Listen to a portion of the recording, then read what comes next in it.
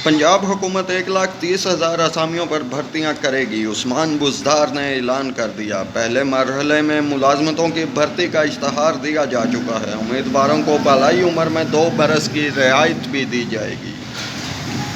वज़ीर आला पंजाब सरदार उस्मान बुज़दार ने कहा है कि हुकूमत पंजाब 1,30,000 भर्तियां करेगी। उस्मान बुज़दार ने सर्किट हाउस डेरा गाजी खां में अमायदीन और मुअज़्ज़ज़ीन से खिताब करते हुए कहा कि पंजाब हुकूमत 1,30,000 मुलाजमतों पर भर्तियां करेगी। पहले मरहले में मुलाजमतों की भर्ती का इश्तहार दिया जा चुका है, जिसके लिए उम्मीदवारों को बालाई उम्र में 2 साल की रियायत दी जाएगी, जिसका नोटिफिकेशन जारी हो चुका है। उस्मान बुज़दार ने मज़ीद कहा कि पाकिस्तान माजी की हुकूमतों की गलत पॉलिसियों के बाइस अपनी असल मंजिल से दूर हुआ। वज़ीर आज़म इमरान खान की क़यादत में अब पाकिस्तान ट्रस्ट दुरुस्त ट्रैक पर आ चुका है। 3.5 बरस के दौरान और सिर्फ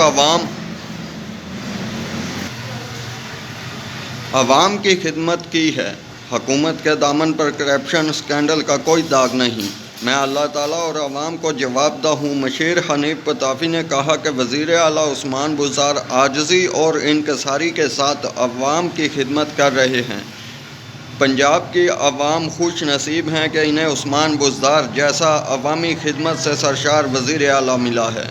तर्जुमान पंजाब हुकूमत हसन खबर ने कहा कि वज़ीर आला उस्मान बुज़दार ने जनूबी पंजाब को इसका हक़ वापस किया है। वज़ीर आला उस्मान बुज़दार का दौरा पसमानदा इलाकों की तरक्की का दौरा।